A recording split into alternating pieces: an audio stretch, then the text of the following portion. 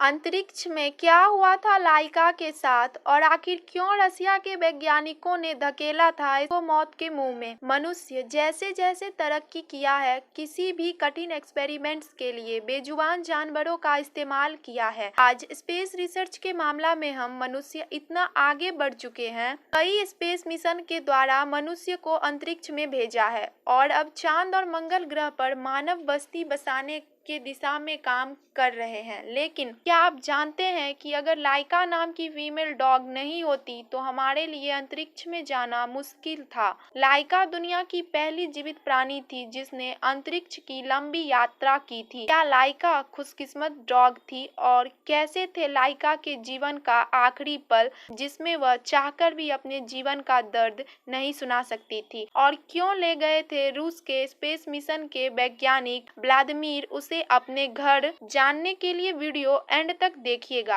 आप देख रहे हैं ठाकुर गुरुकुल यूट्यूब चैनल को सब्सक्राइब कर लीजिएगा ताकि आने वाले वीडियोज का नोटिफिकेशन सबसे पहले आप तक पहुंचे। समय था 1950 के दशक का, जब इंसान आकाश को देखता तो सोचता था कब हम अंतरिक्ष की गहराइयों को नाप सकेंगे और कब टेलीस्कोप से देखे गए ग्रहों और उपग्रहों पर कदम रखेंगे। स्पेस के बारे में जानने के इसी होड़ में कई देश स्पेस में जाने के लिए रॉकेट बनाने के होड़ में लग गए और इनमें अमेरिका और रसिया के बीच मानो अंतरिक्ष में जाने की जंग शुरू हो गई थी, क्योंकि इन्हें लगता था कि अंतरिक्ष पर विजय पा लेने पर ये सबसे ताकतवर देश बन जाएंगे। मगर इंसानों को धरती के वातावरण से बाहर अंतरिक्ष में भेजना वैज्ञानिकों के लिए चुनौतीपूर्ण काम था, क्योंकि अंतरिक्ष के बारे में ज्यादा कुछ जानकारी उस समय नहीं पता था।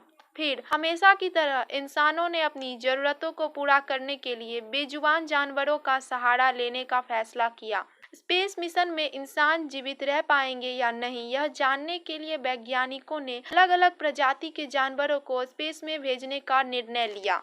सबसे पहले 1948 में रॉकेट के साथ एक बंदर और कुछ कीड़ों मकोड़ों को स्पेस में भेजा था, लेकिन ये एक सब ऑर्बिटल मिशन था जिसमें इन्हें स्पेस में रुकना नहीं था, केवल अंतरिक्ष के कोने को छूकर वापस आ जाना था। फिर समय बीता और 1957 में रसिया अपने सोवियत स्पेस प्रोग्राम के तहत अंतरिक्ष में भेजने के लिए स्पेस सैटेलाइट डिजाइन कर रहा था।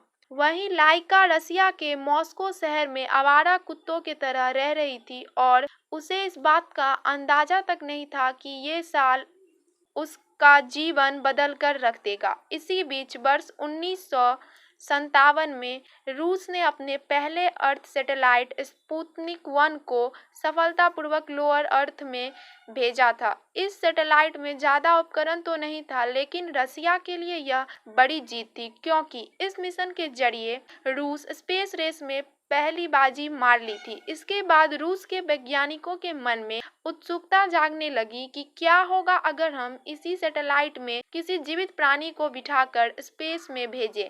इसके बाद काफी रिसर्च करने के बाद उन्होंने डिसीजन लिया कि वो एक डॉग को अंतरिक्ष में भेजेंगे। उस समय अमेरिका और रूस के बीच कोल्ड वार चल रहा था, इसलिए रूस के प्रशासन ने इस मिशन की सहमति तो दी, लेकिन उन्होंने वैज्ञानिकों को टारगेट दिया मिशन को 1 मंथ में करा जाए, क्योंकि कोल्ड वार के चलते दोनों देश में जल्द से जल्द स्पेस मिशन कर एक दूसरे को नीचा दिखाना चाहते थे।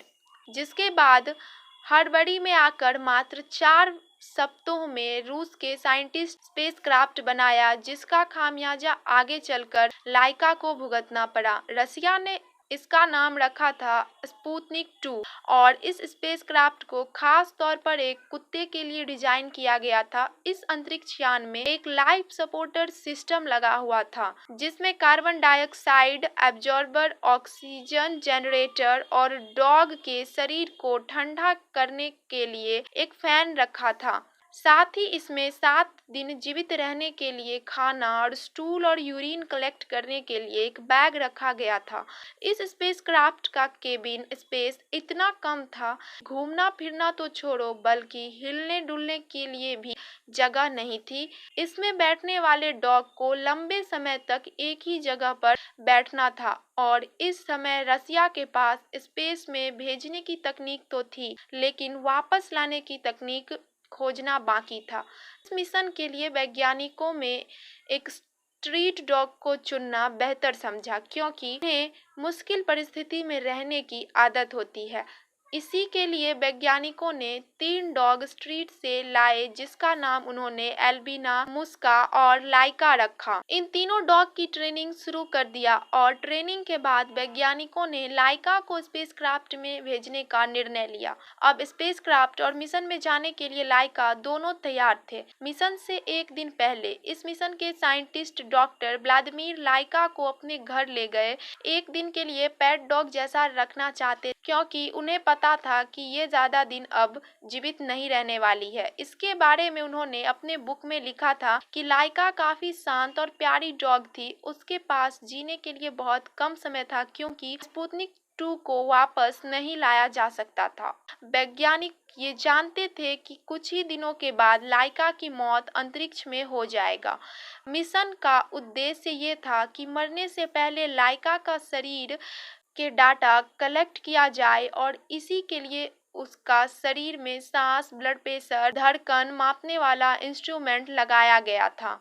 3 नवंबर 1957 को स्पुतनिक 2 लॉन्च किया गया और यह अंतरिक्ष यान लाइका को स्पेस में ले जा रहा था। लॉन्च के वक्त इसके रॉकेट का एक हिस्सा तकनीकी खराबी के वजह से अलग ही नहीं हो पाया जिससे इस अंतरिक्ष यान का तापमान बढ़ने लगा और उड़ान के कुछ घंटे बाद लाइका की मौत हो गई। 28 दिन में बने स्पेसक्राफ्ट स्पुतनिक 2 में वैज्ञानिक सही से टेम्परेचर कंट्रोल सिस्टम नहीं लगा पाए जिससे तापमान तेजी से बढ़ने लगा और इससे उसका हार्ट टाइम 140 टाइम्स प्रति मिनट से बढ़कर 240 टाइम्स प्रति मिनट हो गया। अंत में वैज्ञानिकों ने उसके धड़कनों को शांत होते सुना। लेकिन आपको यह जानकर हैरानी होगी कि उस समय रूस के वैज्ञानिकों ने उसके मौत का असली कारण दुनिया से छुपा कर रखा और बताया कि स्पेस में जाने के करीब 6 दिन बाद स्पेसक्राफ्ट में ऑक्सीजन के खत्म हो जाने से लाइका की मौत हो गई। लेकिन फिर वर्ष 2002 में लाइका की मौत का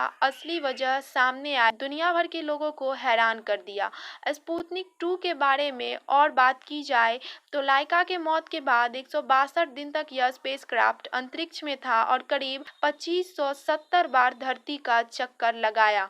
फिर 14 अप्रैल 1958 के दिन स्पुतनिक 2 धरती के वातावरण में एंट्री ली तो विस्फोट के बाद लाइका के अवशेषों के साथ टुकड़ों में बट गया।